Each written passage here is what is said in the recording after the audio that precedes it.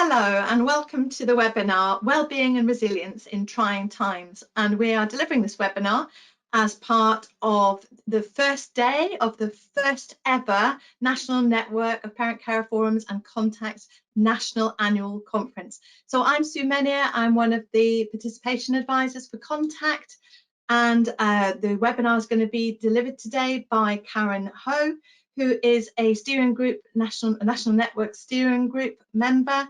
She's also the coordinator of the North East Links Parent Carer Forum, and of course a parent carer herself. So if I can just hand over now to Karen. Thank you, Sue. Hi, and thank you everybody, and welcome for joining us here tonight. So we're going to go straight away into this webinar session, and just to make sure and check you are all awake on this evening session. So Helen, if I can ask you to launch the poll, please, and we'll get started straight away with a quick poll. Thank you. I can let you know that we have 59% of our audience today say that absolutely, of course, they're dressed. 20% are in professional on top and PJs on the bottom. 10% literally just changed, and 12% say normal clothes, what are they? And 0% of our audience today have been in their PJs all day. That's great. That's lovely. Thank you very much for doing that, everybody. And interesting to see. I forgot to say, Karen, for people to have their chocolate ready. I'm ready. We said this is a resilient webinar with chocolate, so I hope everyone's got their chocolate ready. You beat me to it. Thank you, Sue. Thank you.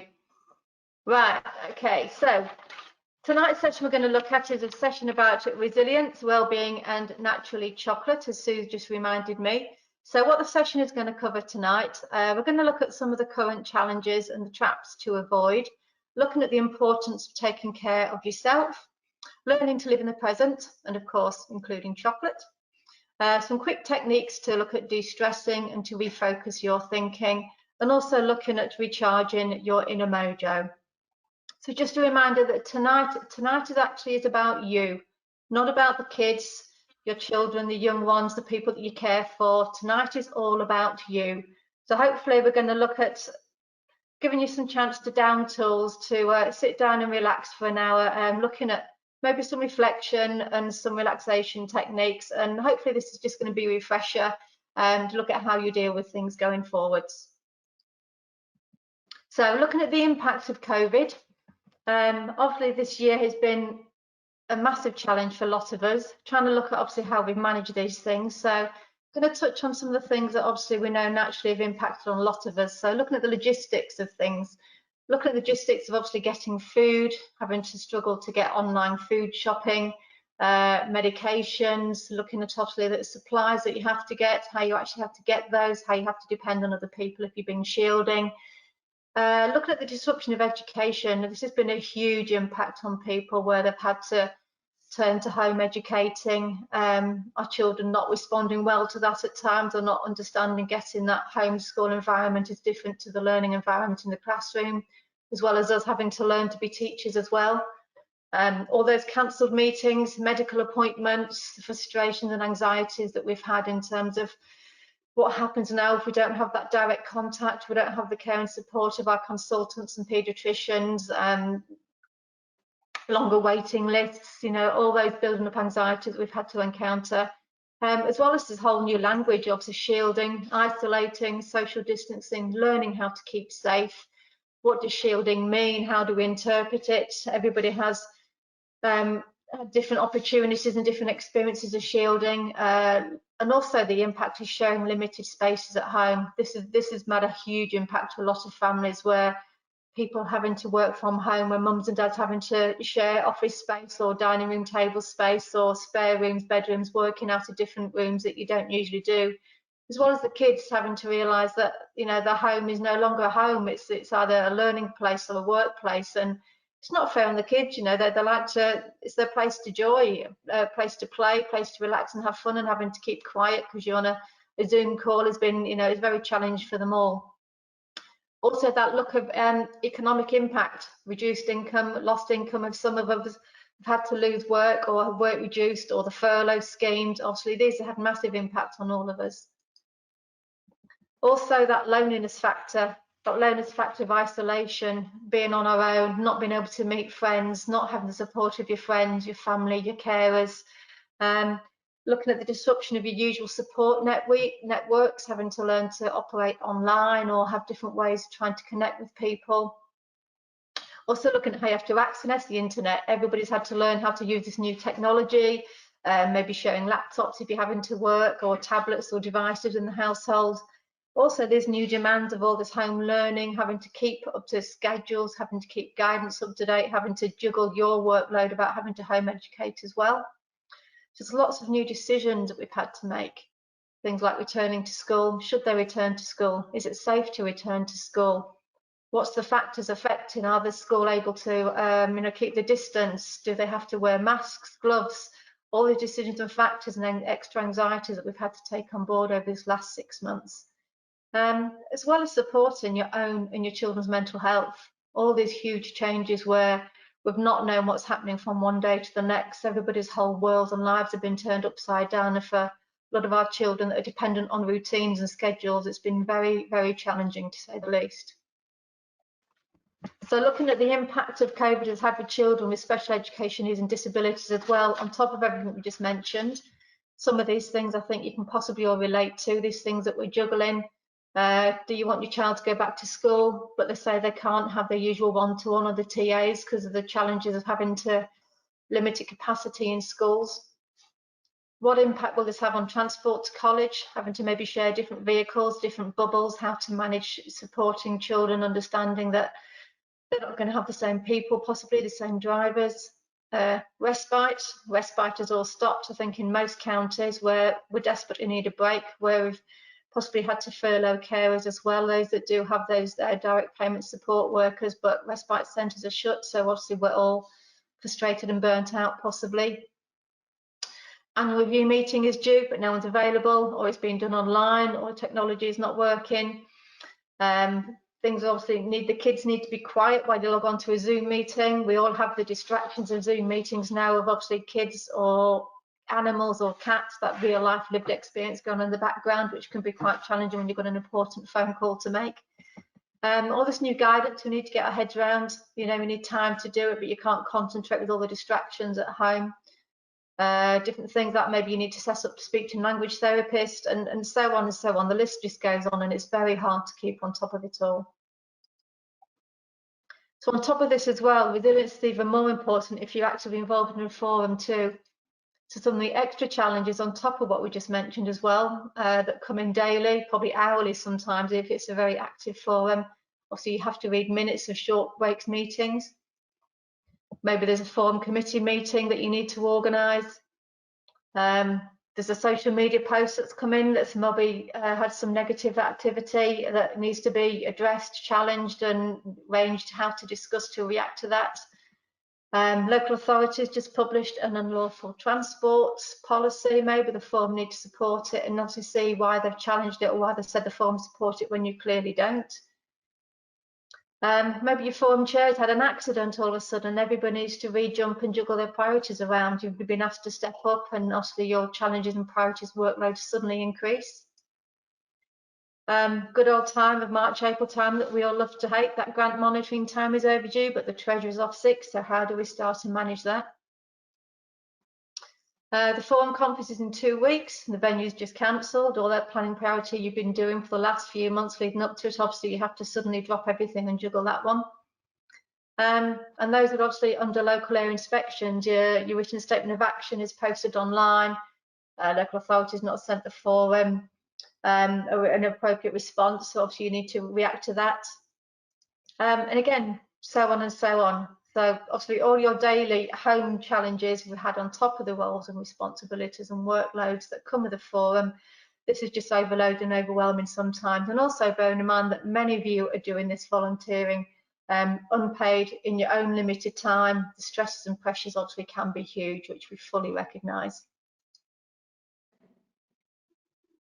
I'll just let you read that a moment.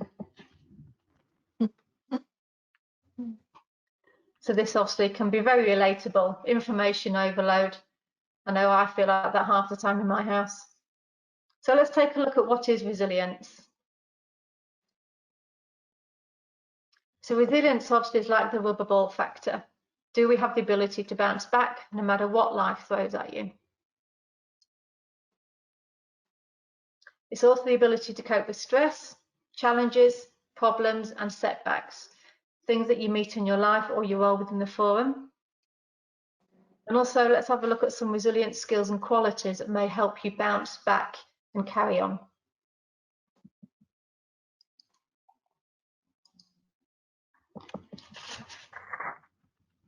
So resilience, at times, it can help us cope with life challenges. So sometimes, obviously, we have so much stuff to deal with, and add on top of this our stresses of COVID. Obviously, it's very hard to know how to react at times. Inevitable part of life, I'd like to say here, is dealing with the change, the stress, and the difficulties. At some point in life, everyone's experiences vary, degrees of setback, and it's all about how we bounce back and deal with these. Some of these challenges may be relatively small, while others could be disastrous and huge on a bigger scale. So how we manage or deal with these life challenges or problems can impact on our own health and well-being. And stuff obviously builds up, you get stressed out, and too much stress and build up and ends up to overload and burnt out and crisis point. So let's take a look at how we can manage and look at things maybe a little bit differently. So let's have a look at some questions to help you reframe your situation. So you have an issue, let's have a look at how that is perspective.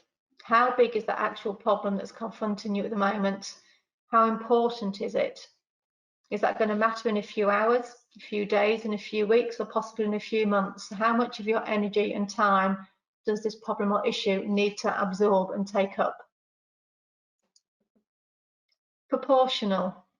So how big is your reaction to this issue? How do you need to react? Do you go to your automatic default setting and panic? Or is it something you can actually sit down and digest and take some time to prioritize, absorb it and think before you actually react and make any rash decisions? And think about the possibility. Is this something you can actually change? Can you change how you work this? Can you change how you react to this? Can you actually change what the problem is? Can you actually learn from this at all? So what can you actually potentially resolve by how you actually look at how we react to these things? So a lot of the times you immediately go to your reactive or proactive setting. So it depends on obviously how you do things, but it's time to take some time out and just step back and actually look at that problem, actually just see how big is it? How should you react? Is it going to make a big difference? And what can you learn from it? If you take a look at this picture here as well, what do you actually see? Do you actually see the rabbit or do you see the duck? It's all about how you look at things. Everything will look differently to everybody. Another tip at looking to you is obviously something that we use in the DARE resilience model, which we'll cover at the end. So this is the circle of control. If you look in the middle of this direct middle here, so this obviously is in your direct control, what you can actually direct control within your role of the forum, that you have a massive impact on what you can control. You then got your middle circle here. So this is obviously what you can see you can influence. What you can influence, what you can maybe delegate, what you can work on separately. You can delegate to other people in the forum within this, or different areas that you can influence and impact upon. And the outer circle is something that is directly out of your control, out of your influence. So do you actually need to be giving it your time and your energy? Look at also the things that you can make a difference on, the things that you can impact and you can work on that are relative and that are proportional. Things on the outer circle here, sometimes you just need to reprioritize and let them go.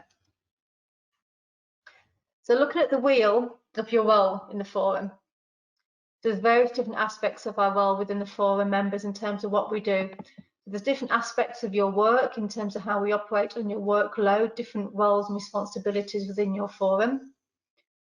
Look at how much time do you actually split between the different parts of your role. How much time do you delegate to the important, the non-important, the ever-growing list of emails, or how you react to different things? Look at what takes up most of your time. Where do you spend most of your time when you're working?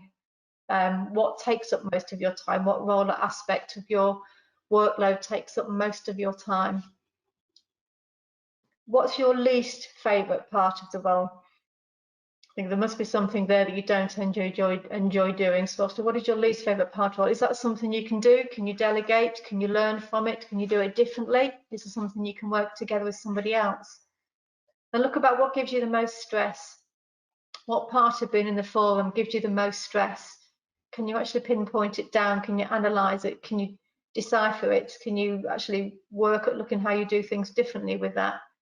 And also look at what elements do you enjoy?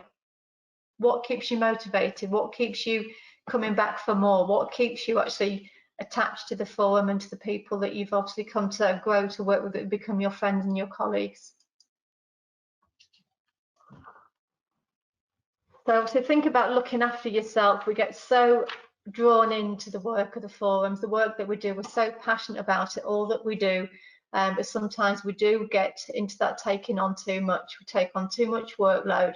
And we take on too much time. It's okay to say no to people. As much as we say we want to say yes all the time, but it's okay to step out to say no.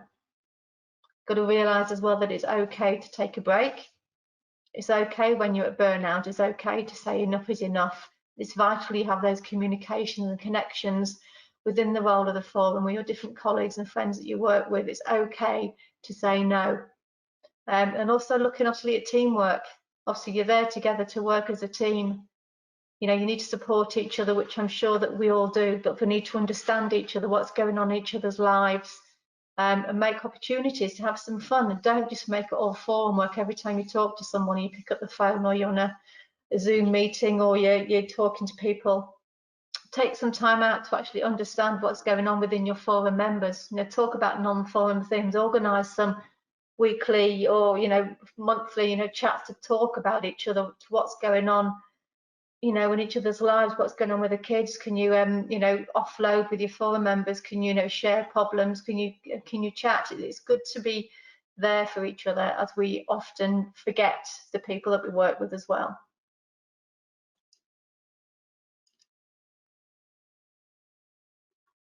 I think some of us have seen that slide quite a few times flying around on different social media as well. But it's quite mindful as well to remind ourselves, up to this year has brought us many challenges. We've had to learn how to live differently, how to work differently, how to adjust and how to adapt.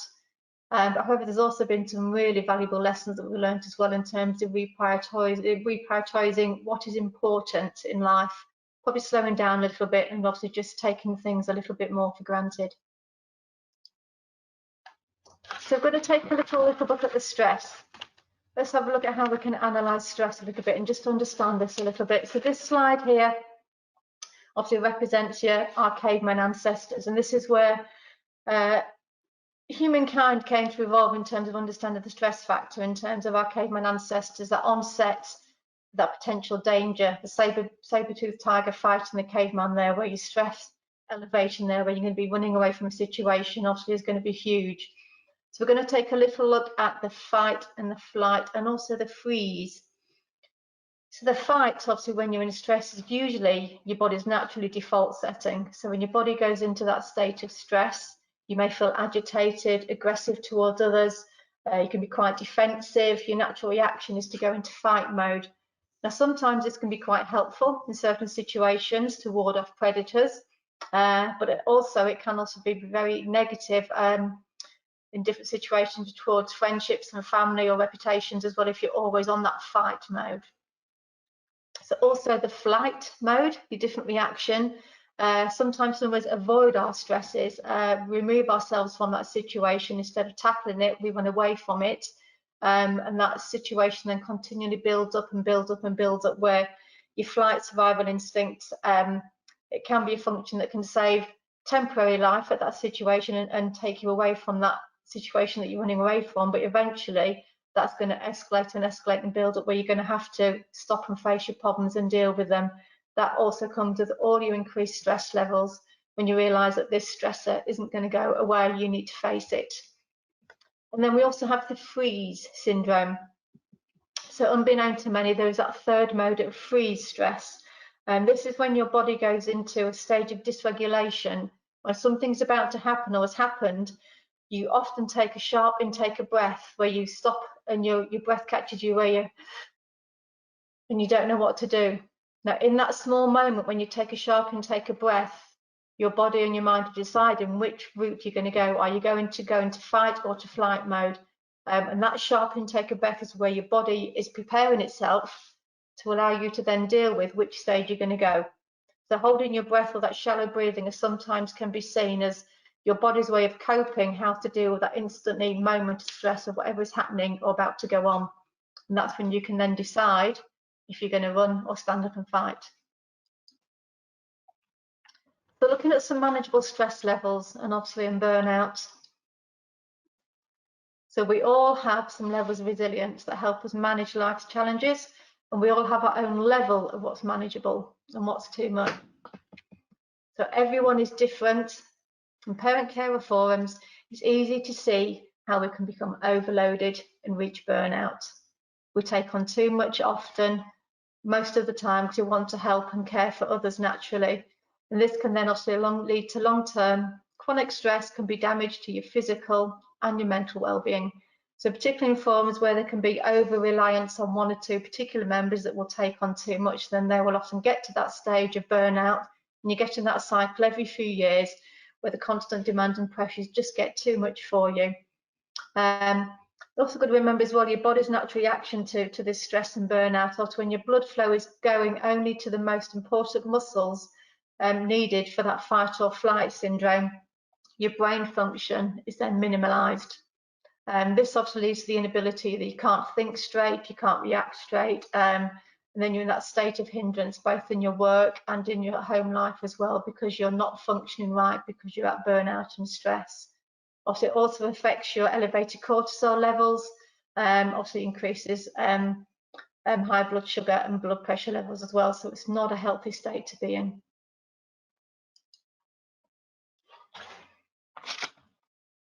So we're going to take a look at some of the signs of stress. Let's take a look at first of the cognitive signs, so obviously things how it can impact and how it can present, which you may not realise. So you could be issuing having some memory problems, constantly worrying, forgetfulness and disorganisation. There could be some poor judgment going on, inability to concentrate and focus. A good old phrase of brain fog, where you're not quite fully aware of what or why or what's going on inside your brain. Indecision, self-doubt, and obviously thoughts racing, which can suddenly switch off as well, and also some degree of pessimism going on. So looking at the emotional signs as to how that's also going to present, obviously in terms of depression, could be agitated, frustrated or moody, irritable, panicky, element of cynicism going on, could be anxiety, feeling overwhelmed, feel like you're losing control, obviously over emotional and tearfulness, or equally the opposite and being aggression, impatient, difficult relaxing or calming your thoughts. You could be afraid, and also low esteem and worthlessness. So also in this, you need to recognise your own signs of stress. So the physical signs, as well as how it may present, is obviously in terms of low energy and constant tiredness, insomnia. You could be having chest pains or rapid heart beating, lots of aches and pains and tension, constant colds because your immune system is down, you're not looking after yourself, so there could be skin complaints, indigestion, high blood pressure, could happen some panic attacks. You could be clenching your jaw, grinding your teeth unbeknownst to you. You could be feeling sick, dizzy or fainting, shallow breathing, hyperventilating, blurred eyesight or sore eyes, and also nervousness and shaking. And also the behaviour signs. How do we react at times when we're stressed? Sometimes we can react completely out of character, or we could be permanently in that state of stress. So a lot of people sometimes can take to obviously more alcohol to have that temporary masking feeling of feeling better. Alcohol, cigarettes, food intake, caffeine, anything to comfort you, to relax you. You could tend to isolate yourself from others because you don't want to be mixing with others. Your sleeping patterns could be erratic. You'd be sleeping too much or too little. Demotivated, loss of sense of humour, losing perspective in things, and a lack of creativity. Also restlessness, snappy, short-tempered, avoidance or procrastination. Again, eating, like we said, eating too much or eating too little. Then obviously fidgeting, maybe fidgeting, you can't keep still, you're restless, drumming your fingers, tapping your feet, fidgety legs, nail biting. All these are signs of recognition, obviously, of stress that you need to be quite mindful of.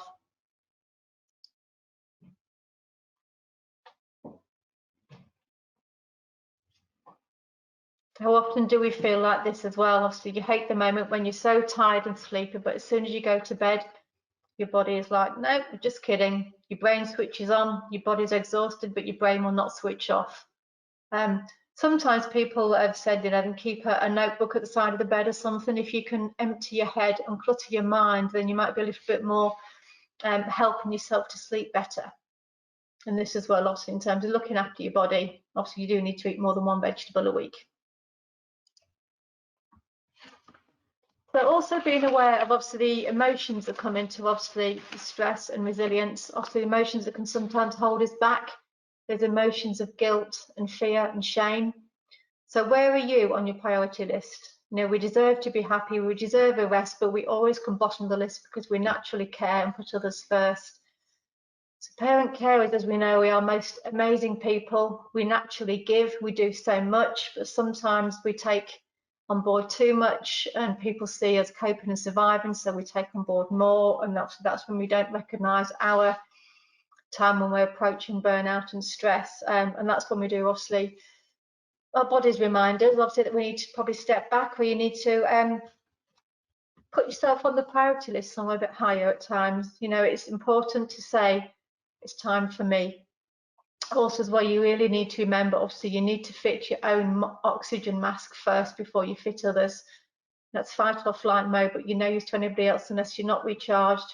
If you don't recharge your batteries, you're going to run flat. So it's important to take time for yourself. So now is the moment, hopefully you've all been waiting for, if you're still awake. We're about to have an exercise of eating some chocolate. So I hope you all have armed and ready your desired object of chocolate, either something you can unwrap, or if you're feeling healthy, a banana.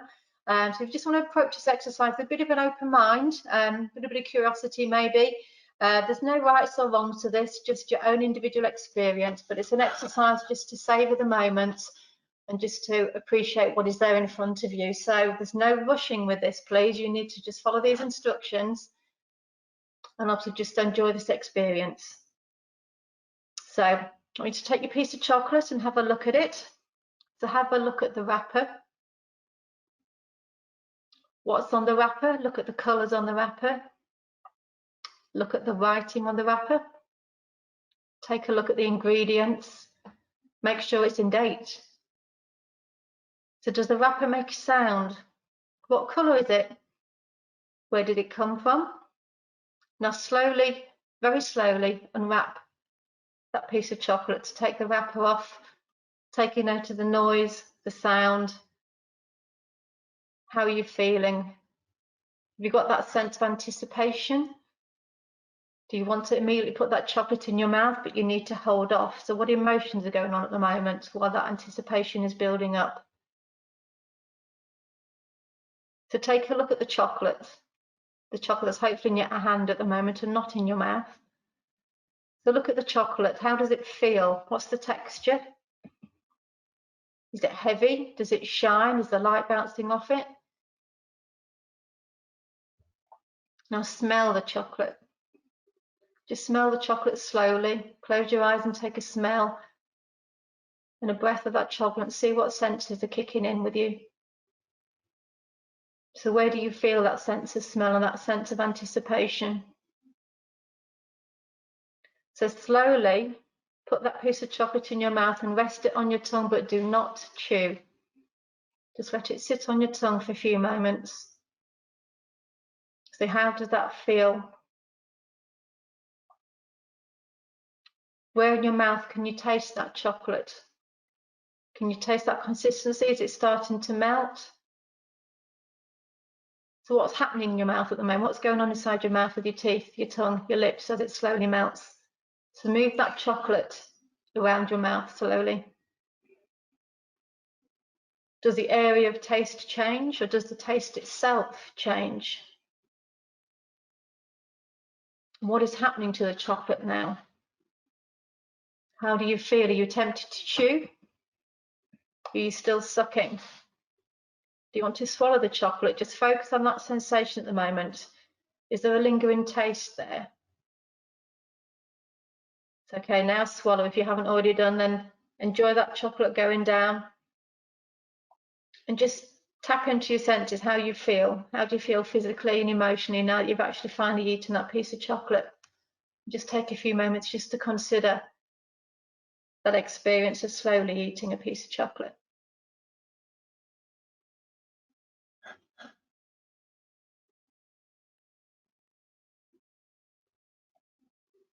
So what I'm hoping from this, obviously you can experience, was that more intense?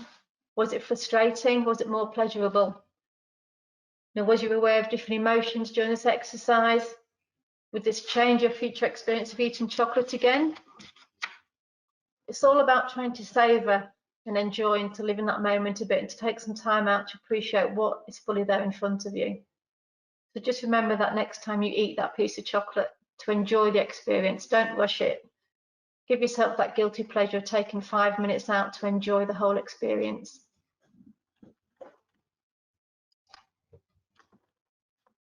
So following on from that, I'm just going to just again encourage you to just be looking at savouring every little moment that you can. If you imagine if you're standing in this little field here, full of meadow, full of flowers. If you imagine if you're standing in a field of flowers, what would you smell? How would it feel if it's a summer's day? Would you feel the warm sun on you? Would you feel the heat on your skin? Would you feel the breeze? How does that feel on your skin? What do you hear? Do you hear the bird song in the distance? Do you hear the bees buzzing? Just a little, take time out and just enjoy the moment, obviously around you, and obviously to live in that moment and enjoy and savour it. Other things that you can enjoy, just simple things, just to take some time out. Next time you're washing your hair, for example, or having a bath, enjoy that whole experience, and particularly if you're drawing a bath, that whole pleasurable experience of actually being able to take a bath undisturbed possibly is a sanctuary for some. But the whole experience of drawing a bath, what are you going to prepare? What are you going to take in there with you? Are you going to be armed with your favourite book, with a glass of wine possibly? Are you going to put some candles in there? Or if you're having a shower, savour that moment, that first step when you take a step underneath the shower and that water just pours all over you when you put your head underneath the shower. Savour those moments when you're putting your shampoo on. How does that shampoo feel? That lather going on your hair, that smell, that instantly changes your mood, like when you first immerse yourself into the bath as well. Savour those moments. We've mentioned the chocolate, but also similar, you can do similar things with your first cup of coffee, your cup of tea, your glass of wine. Take time out to savour it, enjoy it, smell it, taste it, live in the moment. Also this, how good does it feel to get into freshly made bed and clean sheets? All those things that you anticipate, that you enjoy, that your little guilty pleasures, it's just trying to teach you just to enjoy them that little bit more and live in that moment. Stop rushing around and being so busy and just take time out and enjoy the moment.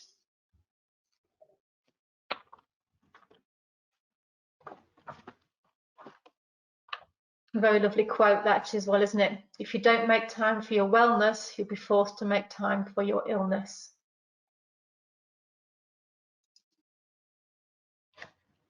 So we're going to have a little look at some 5 steps to wellbeing, and hopefully you can help you to feel a bit more positive, reduce your stress and your health, and to get the most out of life. Looking at different ways that you can look at connecting, how you can connect with others. At the moment, we've all been forced to connect virtually. We're forced to connect with different equipment, with different devices, with different Zooms, with different FaceTimes to make sure you're connecting to people. But also just don't forget the power of just picking up the phone and talking, and just speak to someone, hear their voice, when you're able to, you know, arrange to meet up with someone, talk face to face, arrange that meeting, go for a walk to get that fresh air, but to connect with people. So important to, you know, to not be isolated, but to talk to people and to really listen to people. When someone's talking to you, don't just, you know, rush through the conversation. Take time to listen to them, hear what they're saying. You know, pick up the phone and speak to someone you've not spoken to for a while, and actually listen to what's going on in their life. Take time out. It's again about living in the moment, but also being there for others, and you're also, you know, distracting yourself from your own issues that are going on, and you're talking for other people as well. Simple things, you know, like put time out to be with the family, you know, sit around the table at the end of the day and talk together. Take the equipment and devices away if it's at all possible. Switch off the TV, talk good old-fashioned board games or something. Do something that helps you connect with people, and make the most of obviously that technology that's available to connect and to talk, to make sure people aren't isolated. But equally, you need to give yourself permission to disconnect. Reduce yourself time from those that are being negative, to those people that drain your energy, those people that are very negative, that are always possibly moaning or whinging, that, you know, they can't seem to, you know, dig themselves out of their own holes, that sometimes, you know, they take everything from you and give nothing back. You know, you need to start learning sometimes to say no to others and to say yes, particularly if it's your mother-in-law as well, especially, you know, if they're continually draining and challenging you. It's okay to say no. Obviously, make sure you take time to say yes to yourself.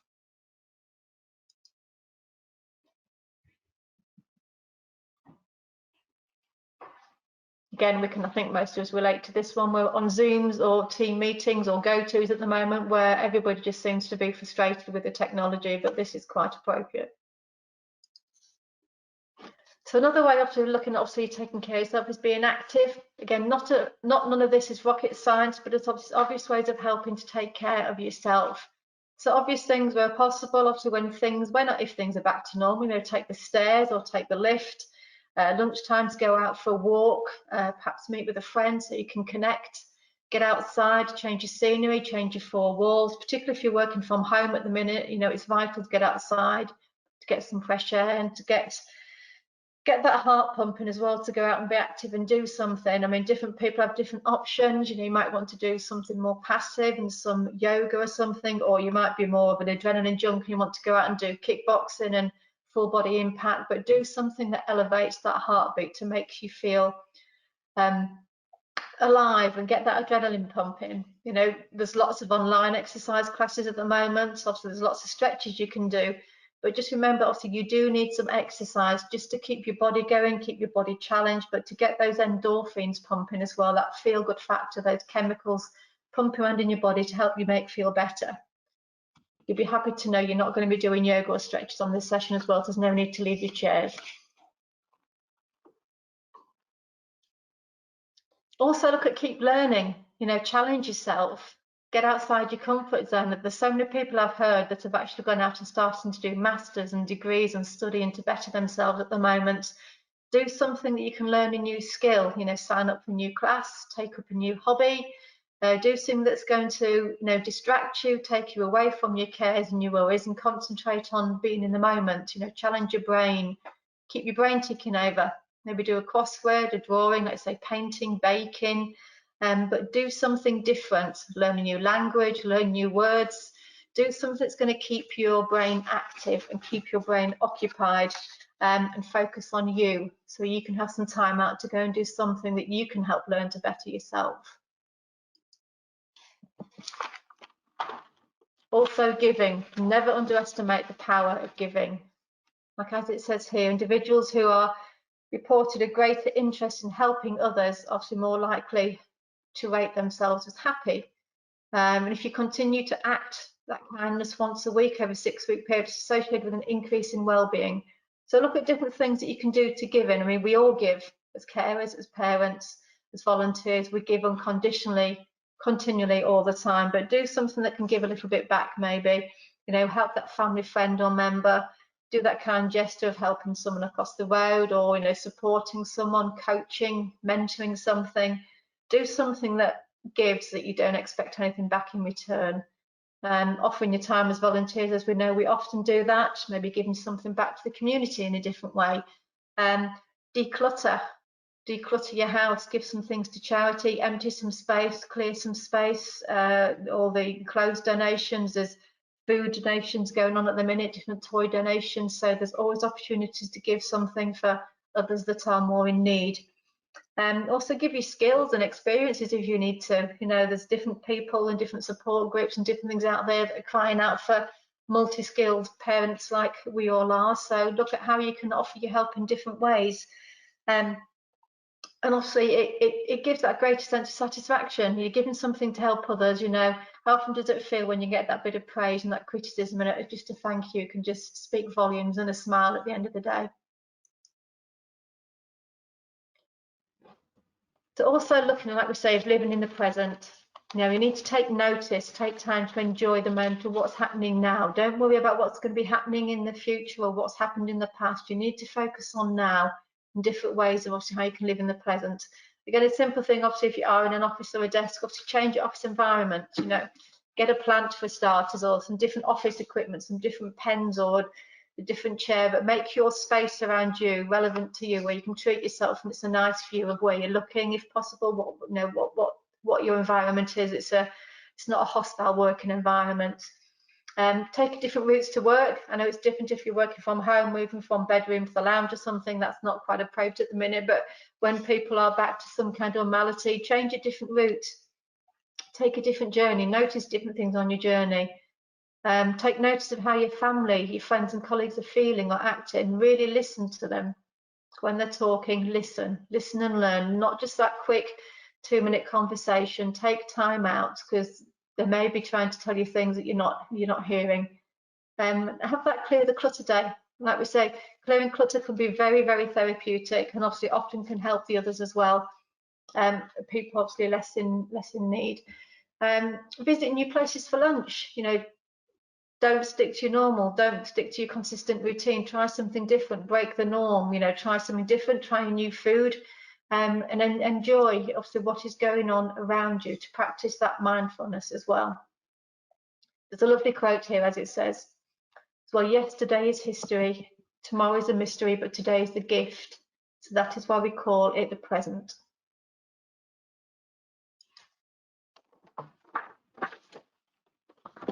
Obviously, you also need to look at obviously giving yourself time in situations as well. Obviously, if you have had a situation where you've actually been absolutely completely burnt out and overloaded and stressed, it's very difficult to pick yourself up and to start back over again. So you need to give yourself time to get over any difficult and stressful situations. And everybody responds differently. So how you feel about a situation is one thing, but other people may interpret it differently, and how you respond to it obviously is a different way as well, if it's going to that fight or flight mode, or if you're stuck in a freeze, which can sometimes happen. But eventually, obviously, for your own sake, let's say you need to move on, you need to live in the present and obviously focus on what's happening now and stop dwelling possibly on things in the past that you've not been able to possibly have as much influence or impact on that you may have hoped. But to practice some positive thinking, you know, taking that time out, trying to do something that you can do that works for you. Not everybody likes mindfulness or exercise, but do something that works for you. Like I say, get a hobby, do something to distract you, to make you feel better, to make you feel more valued. And obviously make yourself, you can give yourself this little chant mantra that obviously you are good at this and obviously you can deal with this. And also look at maintaining that balance, which is vital. I know it's easier said than done when we are so stressed out, and at times obviously our lives is presented with many challenges, but you need to try and take time. You need to make time for yourself, obviously make time for your family, obviously make time for your forum world. You need to make time for obviously people in your forum to make sure they're being supported. To make sure that obviously you're thinking and reflecting on things. You're not just continually being reactive all the time, but also make time for some fun and laughter and relaxation. And also, where possible, we need to sleep sometimes as well. So let's look at some top tips for stress busters. How can we deal with stress busters? So one of the best ways obviously is obviously having some fun. You know, do something that's going to make something that's going to make you laugh. Watch a funny video, watch a funny film, where possible, go out, have some time with friends when things get relaxed with the different restrictions. Go see a comedian, listen to somebody online, Learn to laugh at yourself, learn to laugh at your own shortcomings, do something with others that's going to help you laugh and learn to actually laugh a day. I mean, do they say that children laugh over 500 times a day, but I think adults, you know, you're lucky if it's 5 times a day sometimes. So do something that's going to make you laugh. Do something with the kids, let the kids see you having fun rather than being stressed, burnt out mum or parent all the time, or, you know, burnt out dad. Then do something together. You know, we often encourage them when they're little to have that messy play, to encourage them senses and stimulate things. But when we get older, we're continually telling them to stop being messy, tidy up, put away. But sometimes just live in the moment, join in the fun. You know, if they're going to go out in the rain and jump in the puddles and have a messy play, then join in with them. Things can get tidied up later on. You know, but just live in the moment. You know, it's nice autumn out there, go out there and kick the leaves or do something fun with the kids if they're able to. But just to let them see the fun side of you, not just the burnt out, stressed side of you, or that overload parent. Then looking at your circle here, your circle of support, obviously develop that circle of support with other parent carers. As we all know, our circles change often, but our friends and families become different people who we don't normally choose, but we have a whole new circle of friends that support us during our lives and journeys as parent carers.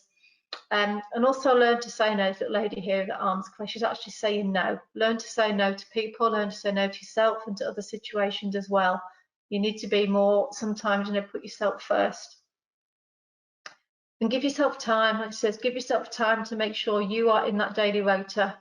You know, we sometimes our lives are led by that rota, but make sure you are in that rota as well in that time. And if all else fails, like it says, there's always a little bit of lipstick to put on if all else fails, or your favourite shoes or your favourite clothes or something, but do something that's going to make you feel good on that day.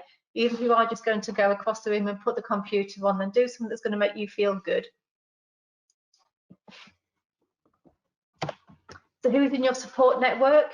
Obviously, we touched on this often, but it's vital to make sure you have got the right people that support you, and everybody serves a different purpose in our lives. We have different friends that we go to for different things.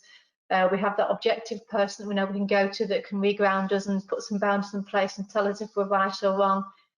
Look at some of that professional development, how you can actually learn something like saying better yourself. Look at what emotional support you can get. Who is giving that from you? Do you get that from your friends and family, or from your husband, your spouse, your wife? Who's giving that emotional support that you need? Look at the group support that's available. There are different support groups out there. Sometimes it's hard to reach out, but when you do, it can be really valued. So look at what available help and support you can get. Family and friends, again, you know, draw on those people that are there. You need to be able to reach out and ask for help, because we are not superwoman. We do burn out. Look at your online activity. There's lots of social media groups, lots of social media platforms that you can communicate and chat and connect to. And just make sure you're having some positivity in there as well. There's conversations with people. It's good to offload, it's good to have fun, but also focus on the positives that are going on as well in your life, not just the negatives. And like you say, try and get that element of fun in your life as well. Sometimes it really does help. The different ways of obviously how you can look at dealing with stress. Also looking how you can connect with people. So you connect with the right people, distance yourself from the wrong people. You know, the people that drain your energy, you don't need to be mixing with them as much. The people that obviously help support you, your go-to people. Make sure you've got your support network right. Look at how you're eating. You know, we've all turned to different comfort food at the moment, you know, to get us through the situations, but obviously healthy food, healthy balance, healthy exercise, all the things that we know that we practice to our kids that we need to practice and preach ourselves as well. So make sure you're looking at how you're managing yourself. And declutter, like we say, declutter, clear out, unclutter your wardrobe, your boxes, your toolboxes, your drawers, unclutter your head at night time, and look at how you can give away to charity and help and support, and develop a little bit of gratitude of attitude. You know, some people have a gratitude diary to help them reflect on things. It works for some, not for others. So let's have a look at just some top tips for staying healthy during COVID, for whatever period we're still left in lockdown and our restrictions we're just coming into. So looking at learning to just say no. You don't need to justify it. You don't need to evidence it. You can just say no, simply no. Look at planning your time into the day. Noticing what stresses you out, also being mindful of what does stress you out and how you can impact that. Remember, you do you, no one else tells you what to do. You know, you need to make sure that you can obviously organise and challenge yourself and obviously prioritise yourself. And also fact checks, want to put in there, so just be mindful as well, obviously. Sometimes we get overloaded with the facts and the emotions of things, and the emotions can overrule the issue. So it's mindful to sometimes to try and have that objective view from someone, to take the emotions out and look at the facts, which can often simplify situations once those emotions are taken away from it. Stay connected to people. Make sure you're reaching out and asking for help.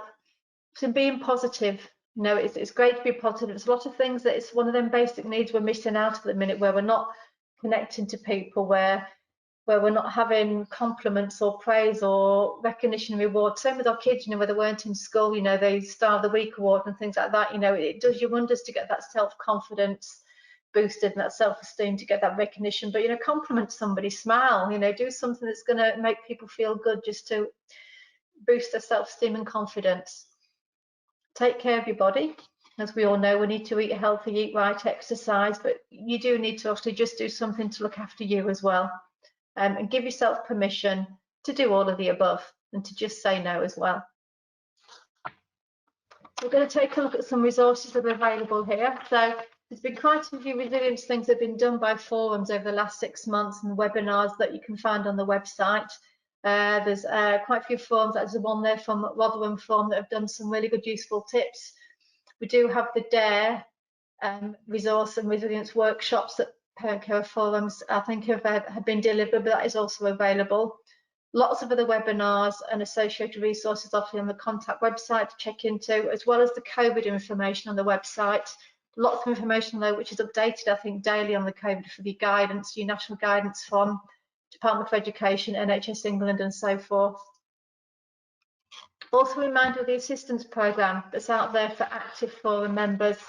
There's a whole host of resources and information there that obviously we can tap into and support if we need be. So remember just to take a look on that if you do need it. And then what else is available on the Contact website too? Obviously there's other services that you may not be aware of that could help us support you as well, not just the families and friends and people that we do signpost to, ourselves as well can benefit on these. So there is the Contact one-to-one listening ear service, so that's something where you can book an hour's free appointment with an associate, and you can pick up the phone and just scream and offload if you need to, or you can do more specialist one-to-one advice if you've got more specific issues, if you want to speak to somebody confidentially, if you can't get through to the helpline. There's also the Contact's new closed Facebook page, the private Facebook page. I think that started at the beginning of March. It's now got over 3,000 members to it, and it's a really good wealth of information and support for parents and families, as well as for us as well, for connecting and being in touch with others. So don't forget your Contact helpline, as well as all the workshops that are being delivered as well, which we recommend to families, but you know, they're worth jumping on yourself sometimes, as well as a refresher for the wellbeing, sleep behaviour and the money matters. And again, Contact website is there for help and support, as well as don't forget your regional advisors, your regional advisors, your other neighbouring parent care forums as well to turn to if you've got links with different social media and Facebook pages to keep linked and connected. So I think we're now got to a stage where I can stop and take a breath, see if there's any questions that any of you want to ask. I think there is a facility that you can raise your hand or chat or communicate to us, obviously, in there if you did want to ask. And I think Sue's popped in there, so hi, Sue. Hello, thank you. It's lovely. Well, we have had just a few comments. I meant to say earlier that you could ask questions, so please do have a look. The questions is one of the range of options, so you can just type them there. But we have had a few comments mostly that I thought I'd just share with you, Karen. So one, when you were going through the stress stuff, somebody said that a lot of those symptoms are similar to the menopause. Yes. Which is yes, yeah, just that one. Yep. With a face. Yes. And somebody else said, really inspiring, uplifting webinar. Thank you. Somebody else has asked if we're going to be sharing the slides on this. It is actually recorded this, and we're going to be putting it on the Contact website with all the other webinars, you know, in the participation pages. So if you want to pick that up or share that with your forum members, you can do that. Somebody's asked if they can if we can show the kick slide at the end. So I don't know if that's possible. They obviously want to read it. But what I would say is if you just contact your advisor, there's an email that tells you how to log on, how to register all of your steering group members there. And the other thing is, as part of that is, I think it's 8 steering group members can access counselling. So that's another kind of thing just to remind people. Somebody said I couldn't wait and scoffed my chocolate. Sorry, ha ha ha. I must say I had mine open before you said now open chocolate. I was like, then that just shows you, doesn't it, Karen, how important it is and how much more I enjoyed it for you taking me through it. So a lesson learned there. Has anybody got any other questions apart from the ones that come up that they would like? As I say, there are lots of sort of resources on our website, and we will be putting this up there. And there are some other resources and things there. And there's a frequently asked questions. So if we get any, any other questions as we finish up here, and they haven't been answered by the webinar, we can always add them to that frequently asked questions from the previous webinar that we did on this, if that's okay. I think as well as what we want to ask people as well, if they're happy or comfortable, just to share something in the chat, just to put some comments about if you've got any of your own tip for stress busters, top tips to share. How do you relax? Be interesting just to see if you're happy to share, or just pop a one word, a few comments in there. We'd like to hear from you too. So please feel free to do that. It's been great to hear the comments as well. And I think it's great that all those symptoms are familiar with the menopause as well. I think, yes, it's a very, I think we need to add that one to the slide, I think. Yeah. All right, we've got a couple here. Jen. Warm bath. Yep. Singing with Alexa at top volume while cooking. Oh. Absolutely. Yeah. Cosplaying. Now, I'm not sure I know what cosplaying is. You might have to explain that. Is that where you dress up? I know who that one's from as well, actually. Yes, I think I can put that down to which form that one's from. Yes, so thank you for that comment. Take time to self-care. You can't pour from an empty cup. Yep. Any more? Top tips for stress busting. I've got one I'll share. Okay. And that's when I'm walking the dog, just as a sort of random thing to do. You said about giving. If I see a dog poo that is around, I just pick it up, because I just think, how much better is someone's day going to be if they don't stand in that? So, and I know a lot of dog walkers do that. And also it reduces your guilt, that you might have missed a couple. So there you are, random act of and that's your good deed for the day, and as well, you're giving a little bit of something back, aren't you, there? So that's good. Exactly. Yeah, it's like a community service. Okay, I think that's most of the ones. So if anybody has any questions, if you want to put any more in there, it's absolutely fine. And if they're not answered by this, we'll answer those afterwards. But it just remains for me to say thank you to everyone who's joined us this evening as part of this, and I hope you've got some things to take away, or some time just to think, actually maybe I do need to just spend some time thinking about myself. I've definitely really enjoyed it myself, Karen. So thank you very much, and thank you to all the parent care forums for all the amazing work that you do, and enjoy the rest of your evening. Oh, and I hope you will also enjoy some of the other sessions we've got as part of the conference all this week. Okay. No, lovely. Thank you, everybody. Thanks for your support tonight, Sue and Helen in the background. So, and just don't forget, everybody, just don't forget to wash your hands and stay safe, please. So it's been lovely. Hoping you've had some time out just to relax and just reflect, and hopefully you've just learned something from tonight, just to remind yourself how important you all are. So thank you very much.